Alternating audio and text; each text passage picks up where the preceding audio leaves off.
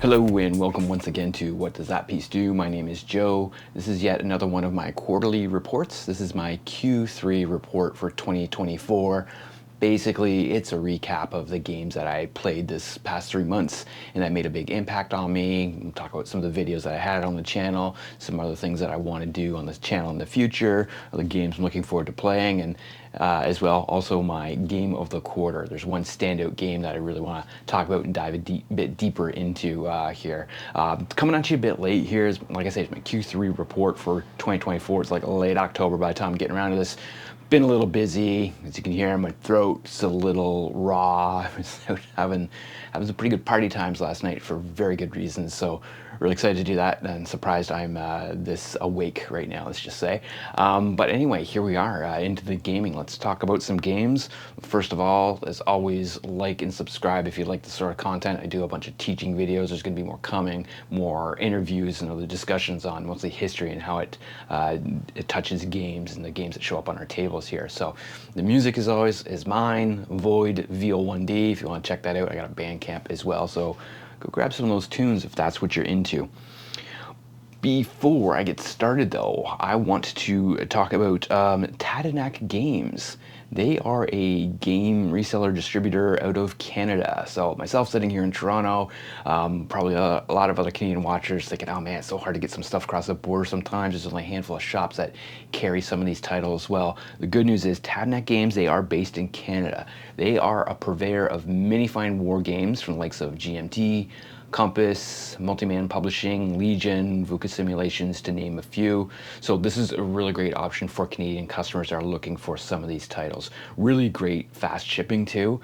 In fact, they were in the middle of relocating. They were on the East Coast, but now they're moving into my province in Ontario. So it's going to be easier to get stuff from them really quickly because they're so central. Even in the middle of the move, I was able to place an order and got something really quickly. And I asked nicely, and they threw in this copy of C3I magazine. This is one that's looked really interesting to me. It's got a Pericles 2-player variant in it. This is issue number 33. Got lots of other neat stuff here, but this might help me get Pericles played because I have not yet played it. I've been sitting on my copy for a little while, but thanks so much to Tadenac Games. I really recommend reaching out. They're really easy to work with. They're super nice, super great people, so they'll support you Canadian customers. Okay, so what are we doing here? What's this quarterly report all about? Well, list of games, everyone's favorite things. Just list a bunch of games, talk about them quickly, talk about my game of the quarter. It's really a great way for me to take stock in the games that I played and really enjoyed. Basically going through my phone roll and just seeing what did I take a picture of that was so fun and neat and unique. Look at some other stuff that I might be doing in the near future. For now, though, I do want to talk really quickly about the videos that I did do in Q3 in case you missed them and want to go back and check them out. It's only a handful. It's I don't want to say a slow summer, but there's a lot going on, so I got to play quite a bit, so that's the good thing, but didn't get around to too many videos. But here's what I did do.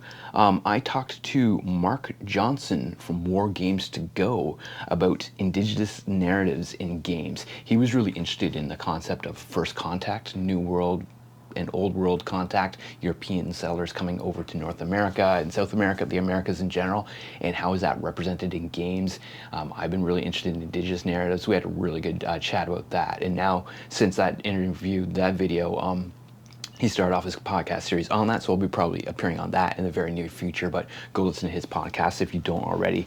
I did my Crisis 1914 tutorial video, which is really helpful for people that really interested in getting in that game, but maybe struggled with the rule book. I think there's a bit of ambiguities in there I tried to solve with that video.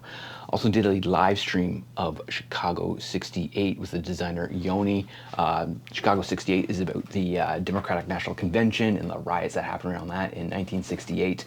Really cool, interesting game. I've been play testing it a few years ago. I missed play testing at Circle DC, but I got to do a live stream of doing the solo mode co-op with Yoni. That was really cool. So that's the Kickstarter's done. It's coming out from Dietz Foundation in the new year, so watch out for that. It's going to be wicked. I played a bunch more solo after that too and got better and better at it, and even was able to give Yoni some more feedback, but the game is so slick as it is. And then the last video I did most recently was a Kingdom of Heaven debrief. So I got to play my copy of Kingdom of Heaven, which I really wanted to, with someone that had experience with the games. That was Sam. Sam was able to join me on camera. First time I've ever done that, just debriefing with someone I just played with. There's some audio difficulties there. We're going to fix that for the future. We'll probably do more debriefs like that with Kingdom of Heaven and other games as well. Before I get into the games that I did play, just got to highlight the comment of the quarter that I got from the YouTube comments section. Always a lot of gems in there. A lot of great support. A lot of great, hey, this video's great. This is awesome. Maybe some interesting dialogue and debate happening there. Some of it a bit nastier than it needs to be. Those people are quickly pushed out of my life through that block button. Pretty handy. One was pretty funny though, and I haven't even responded to it yet. But someone was asking, how many coin games do you guys need? To which I will respond, all of them. All of the coin games are needed.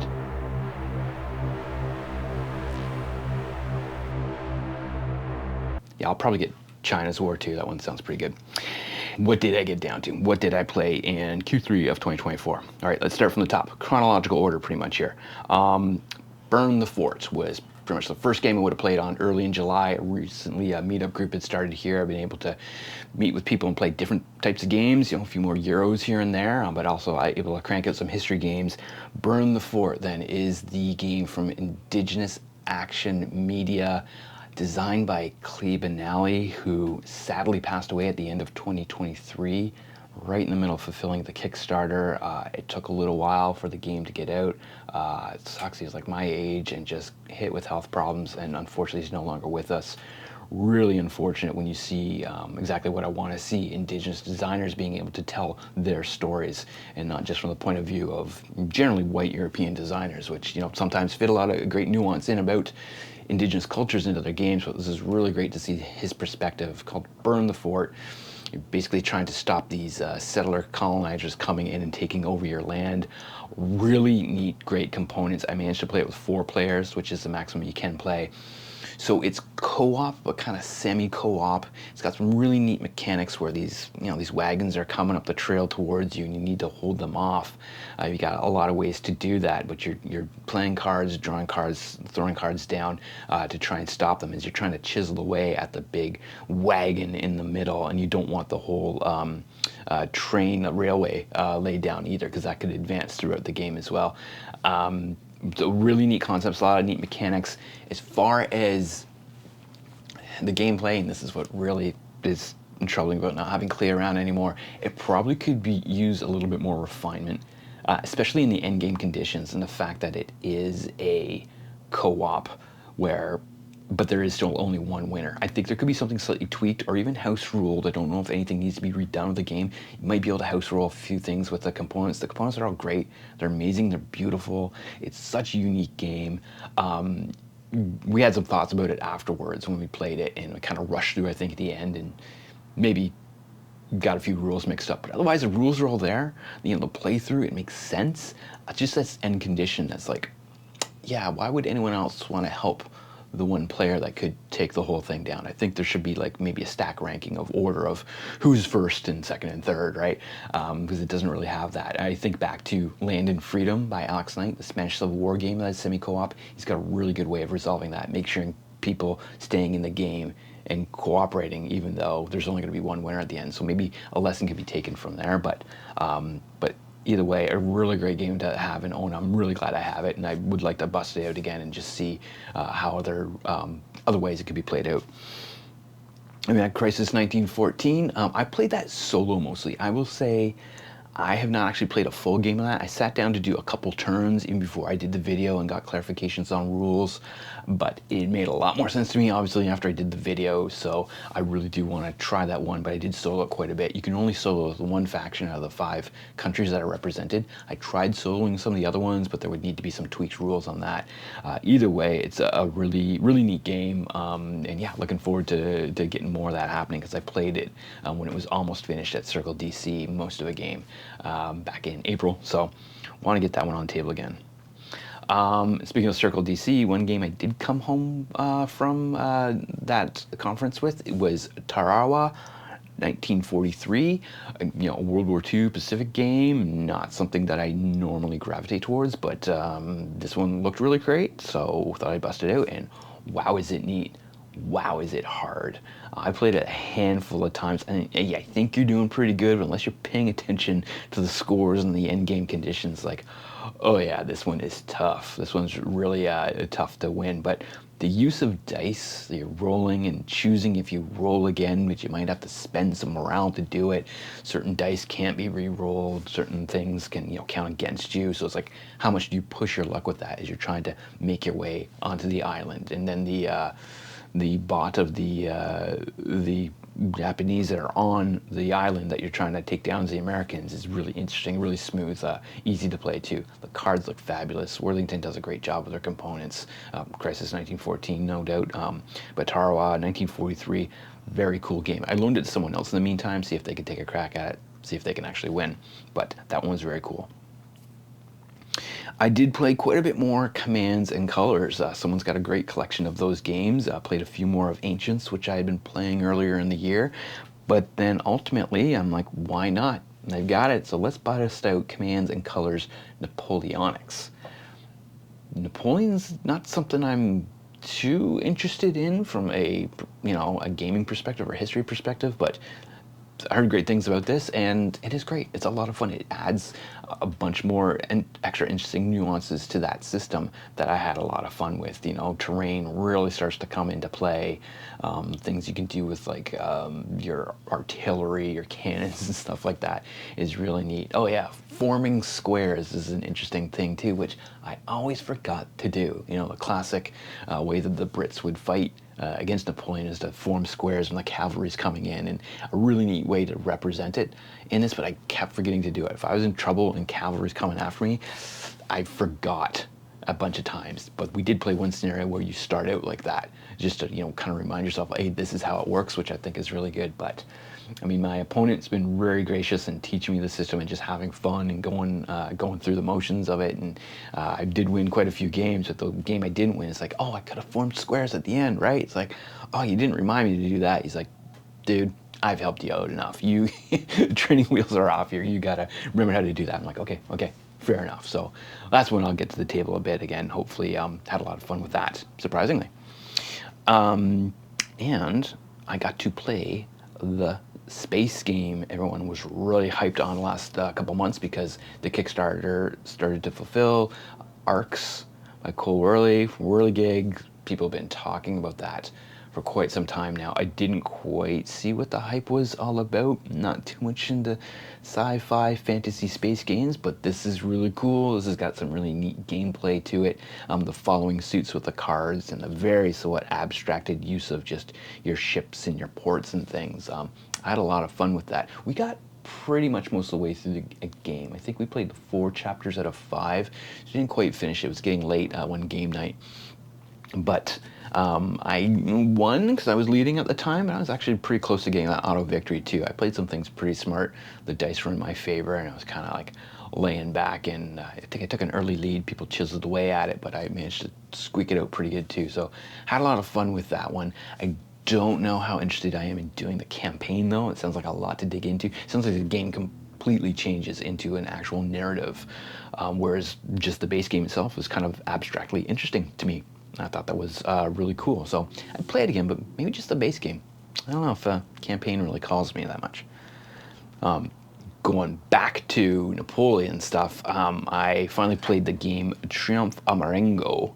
That is an interesting one. I know a few people that have the game and finally managed to sit down with someone that owns it, and had a great night of it actually, because we had wine and cheese and baguettes and everything, and really made a nice evening of it, sipping on some wine. It's not a long game, but it is a interestingly complex game about just lining up your little sticks without revealing what they are and trying to push through to these sides. I was playing as the non-French forces. Oh my god, it was the Italians. I can't even remember which side it was. It was the abstraction of it just made it seem more like a puzzle. But then again, the map itself is, you know, very on point and very interesting the way it's laid out. Really didn't bust through very far at all in that game. I didn't accomplish too much, and I think I might know a better way to play it, but I kind of feel like I'd have to relearn it again. I should probably play it again sooner rather than later, just to, you know, make sure it doesn't completely escape my mind. That one was really interesting. I hadn't played anything like that before. One of the Simmons games that are very interesting and unique in that whole, you know, breaking through these border points, right? On the same night, though, same opponent and same wine and cheese party going on, finally got to play in person Battle of Versailles. This one came out just earlier this year. Fulfillment took a while for me because my first copy, I think, got lost. I had to reach out to Salt and Pepper Games, and I had backed it on GameFound. I was really looking forward to this. This is about the fashion show battle in Versailles in 1973 between French designers and American designers. I'd heard great things about it. Was really hyped to try it. Didn't know too much about it until I sat down and read it, and we went through it. Now, I will say, the first playthrough, we got some rules wrong, but it was still an epic game right down to the wire. It could have been anyone's game. I was playing as the French, just lost the Americans in the, you know, very last moment where I could have maybe snatched victory. I played it now with 2 other opponents in that quarter, and one since. I've played with my wife in the meantime. Every time I play, well, the first couple times we're finding new rules that we weren't quite getting right, and then properly playing them that way. I think we've got it all figured out now, and actually trying to work on a teaching script for that one right now. Such a cool game. For people that aren't into war but want to get into some heady head-to-head conflict, it is a conflict game essentially, but it is so neat. It is so cool, especially the actual figures from fashion and royalty and entertainment that are represented in the game. So neat. If you're into this at all, it's got a great backstory and everything too. Check out Battle of Versailles. I really did like that one. Once again, got to play 1979 Revolution in Iran with someone who's been sitting on their copy for a while, hadn't got to play it. I will always gladly teach and play that game. I think it came right down to, it came down to the final moment. I was maybe a little out of practice too. Again, I'm always playing as the Shah, as the royalists, and I like to have the people that are the coalition play against me because I think that's a more fun game for them. Still had a lot of fun, went right down to the wire, and I just barely lost to my opponent, the coalition, so good job by them. Some other ones, another new gaming acquaintance I've made here that has a very interesting collection, and so I got to sink my teeth into A Few Acres of Snow. It's the Martin Wallace game about the French-Indian Wars. It is a card-driven game. It is a bit of a war game. There's still got some interesting layers of abstraction. Still got little bits of chrome in there. Kind of looks like a Euro, kind of in the design, especially the cards. But I really enjoyed that. I really do enjoy those sort of mid-level abstractions without getting too super chromy. I don't mind some chrome sometimes, and really getting into something specific, as you'll find out later. But this one is really neat. Really great back and forth, really interesting gameplay, keeps you on your toes, always seems like there's something to do, and a path to victory for either player. So I enjoyed that one. And then speaking of a bit more abstraction, Iron, Blood, Snow, and Mud. That is the World War II East Front game. I don't think I've ever played a World War II East Front game, so this is a good introduction to it. Germans trying to ram their way into Russia, but very high level, very abstract. It's kind of a hex encounter game. It's a hex grid map, but it's very zoomed out.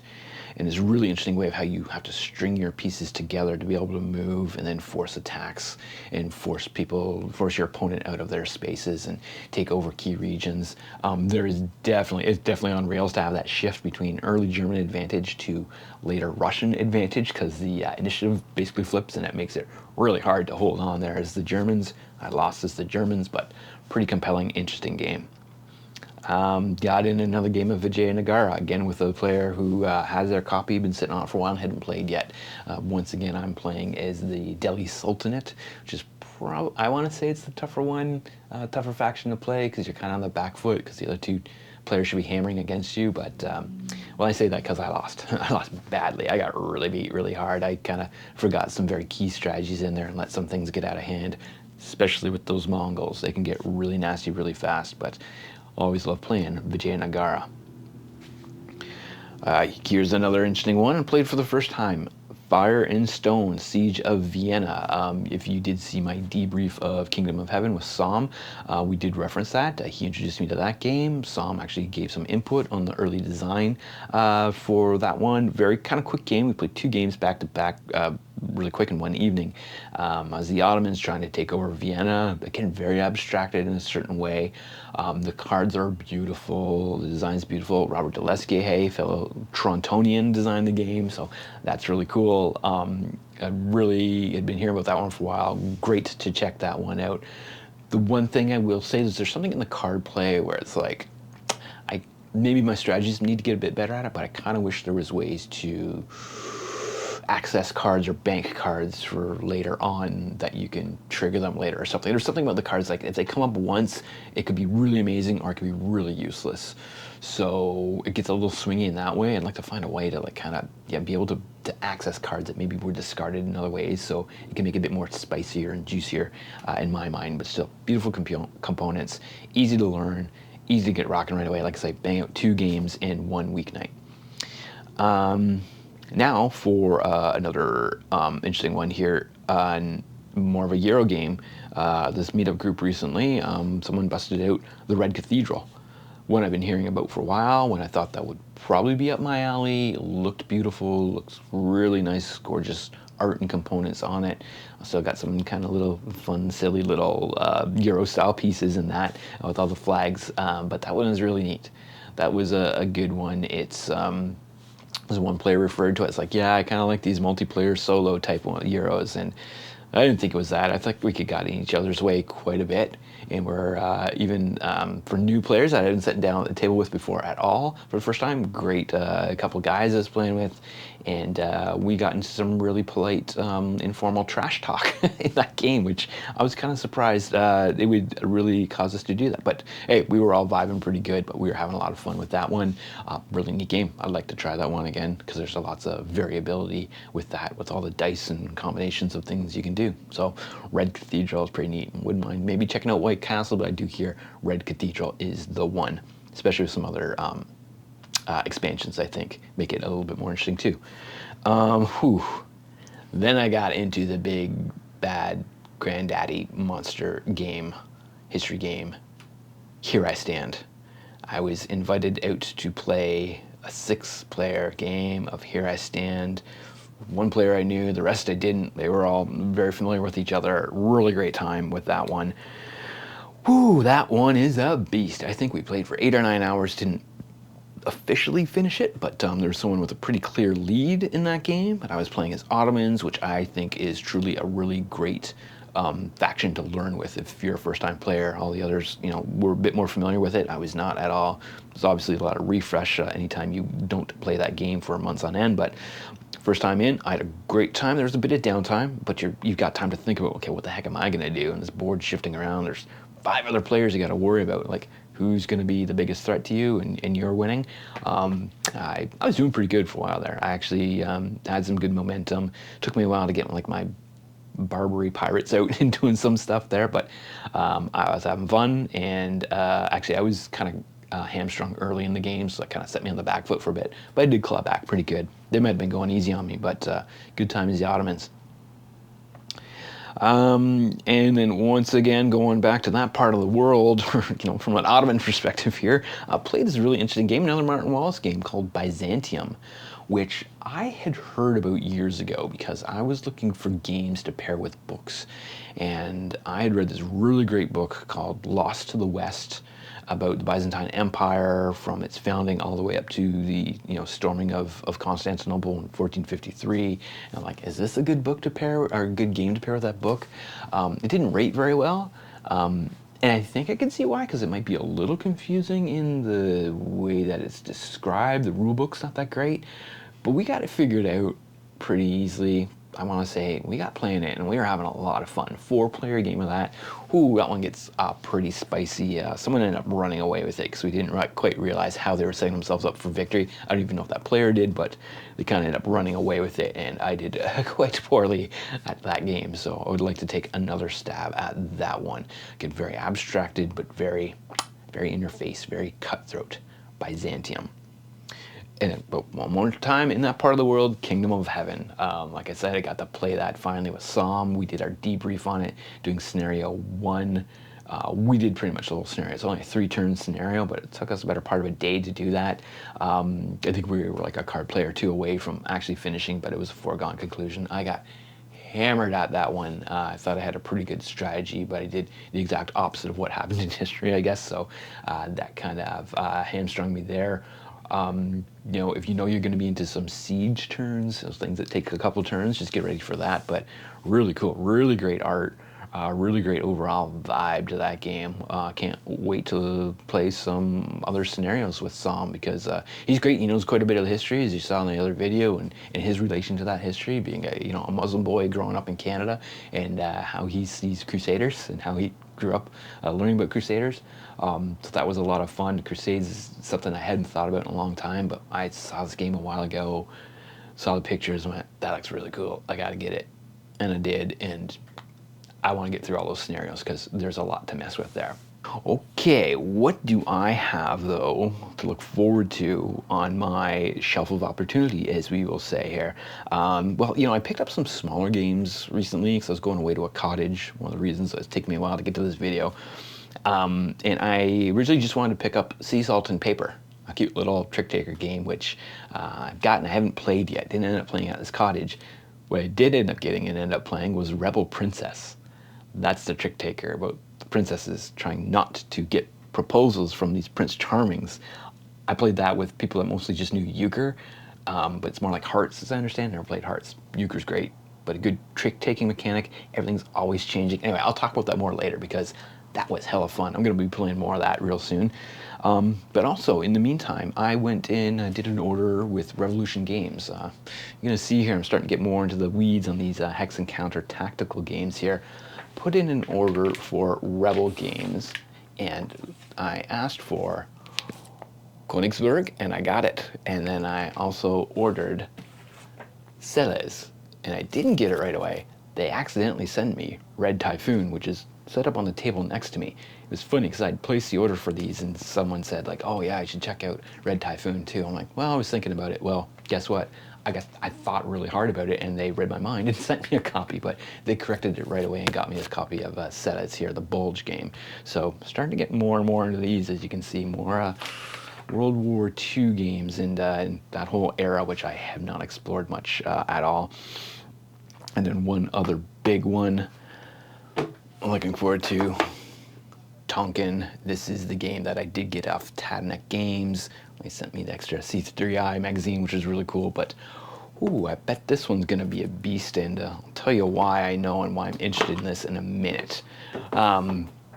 But what else can I say here before we get to my game of the quarter in a minute? Personal developments for myself as a hobby. Well, this will probably give it away a bit too. I got a pair of counter clippers. I've been clipping counters till my hand goes raw and numb. You may saw my short, my tweezers drama, where I had a really good set of tweezers that I borrowed off my wife that were actually for food prep. They were really good and big and sturdy. Ordered some other ones, not so much. Didn't like those. Well, don't worry, the drama has been rectified now, because I ordered another set of the good food style tweezers. So pretty excited about using those. Because the reason for that, the reason why I had to get into tweezers and counter clipping and all that, now I can talk about my game of the quarter for Q3 2024. That game is Dien Bien Phu, The Final Gamble by Kim Kanger from Legion Wargames. Dien Bien Phu. Okay, where to start with this one? Now, I'll say I'm interested in this. I've always kind of been interested in Vietnam War. Talked about it earlier in the year when I did my debriefing on Fire in the Lake and playing that one, and my relation to learning about the war and stuff. And I always like to learn about the origins of these things. Okay, this is a big boondoggle war for America, one of the great empire really in the 20th century. How did they get mired into this in the first place? Well, I knew about Dien Bien Phu. I knew it involved the French. Didn't know too much more than that. I've been watching some documentaries recently, kind of understood it a little bit better. Watched Space Rumsfeld's amazing video series on the 4 games that he's tried about Dien Bien Phu, including some old classics. Final Gamble really looks like the big one to get into, and oh my, it is a big one. I'm not sure if I knew what I was getting into I knew it was a hex encounter, I knew there's terrain, I knew there was some interesting battle resolution, but wow, there is so much going on there. When I first sat down with it and laid it all out, like I say, I laid it out on my kitchen table, just as I planned, laid it out on my kitchen table. My partner's gone for a week, so I'm like, okay, I'm gonna learn this game, take over the kitchen table, I don't care, I'll eat in front of the TV. Get it all set up, get it all clipped. I'm like, whoa, what am I doing here? Am I in over my head? And it's one of those games, I think I had a similar reaction with like Gandhi, and I think the same thing will dawn on me with Fire in the Lake too. It's like, once you get to this point of going, oh wow, that's what's going on here. The mechanics of how everything comes together, like it's absolutely asymmetrical. You know, the Vietnamese are coming in and, you know, slowly trying to road at these strong points all over the map that the French have. The French have certain advantages in certain areas, Vietnamese in other areas. When you do an attack, well, there's going to be the defensive counterattack first. There's different bombardment rules and things. Like the sequence of play is very complex and very deep. You hit that moment where you're trying to load up supplies for the French, and that's where things can go just smoothly and they get all their supplies, or they can get hardly anything if the dice rolls bad. So much going on, and then you've got your kind of off-map boxes as you've got people moving through Laos and Cambodia and trying to get to the actual Isabel fortress, which is kind of the sweet spot, the honeypot for the game. Getting points for the Vietnamese as they're taking strongholds, but then they could kind of deteriorate away. Morale as it shifts, it's all completely different from both sides. So trying to play both sides, and that's all I've done so far. I will preface saying I have not played a full game of this, but wow, did it occupy a lot of my brain space. As I'm learning things like Kingdom of Heaven and these other games, I'm like, oh boy, I do need to dedicate an entire month just to that game and laying it down. Could be as many as 21 turns if you play the full game. Oh my god, that would take so long, but I want to do it. I gotta do it at some point. Thinking of playing with another player that does know the game. I feel like we may have to do one turn on Vassal just to make sure that we're level set on the rules, and then we can actually get the game down to the shorter scenario. We might get it done in a day or over 2 sessions, I don't know. But there's just so much going on there. There's just the push and pull, and I'm really starting to understand and appreciate what makes these hex encounter games so great. You see the map shift over time, the lines sort of coming in and taking over from one faction to another, or being pushed back, and like, where is the most success happening? Where do you concentrate in certain areas of the map? You gotta try and get as much as possible if you're the Vietnamese, but like, where are you chiseling away the best, and where you've got to let your other armies, other divisions, when they gotta rest, right? So there's a lot of timing to figure out there, but it really is great to solo if you can fit that all in your brain and just kind of go with it and just see what happens. So that's why I've gotten into these other games now. You know, really interested in playing this out and seeing how Dien Bien Phu goes down, seeing how it's represented here, and how much it mirrors history. Looking at these other East Front games that I now have that I'm going to play with, World War I games. Looking forward to more. Looking forward to Tonkin now too. That'll be a long time before I bust that one out. It's going to stay in shrink for a bit because I really want to just chisel my way through Dien Bien Phu in the near future as much as possible. Maybe wait until the new year and kind of play it over the actual time period it happened, March into May. I don't know if I'll set the game up for that long, but maybe around that time. Maybe I'll do some debriefing videos on that. Maybe I'll get to play it with other players and get their input as well on camera. So looking forward to any of that. Yeah, such a unique game. Really changed my perspective on how deep you can go with games, but like how much time you got to dedicate to it. Never thought I'd get that tactical into the weeds here. I think I've got room in my brain for all types of games like this, more high-level strategic, more abstract. That one's about as nitty, gritty, dirty as I want to get. I do want to find other games like that for other periods that I'm interested in as well, but ooh, yeah, Dien Bien Phu Final Gamble, that is a doozy, and I'm glad I got to try it so far. Look forward to doing more. Okay, so that's it for me for the quarter. I'm well into Q4 here, so I've got a couple games under my belt already. Looking forward to talking about those. Might do one more of these quarterly wrap-ups at the end of the year. I don't know if we'll do a full year wrap-up, but I'm looking forward to doing some more interviews. Working on another teaching script right now, as I mentioned, so maybe have a video for that in the near future, so stand on by. Otherwise, looking forward to just more gaming by myself, with others, just learning more history through games, and having a great time. So thanks for now. Thanks for watching. Don't forget to like and subscribe. Stay tuned for more. Hope to see you at the table someday. Cheers.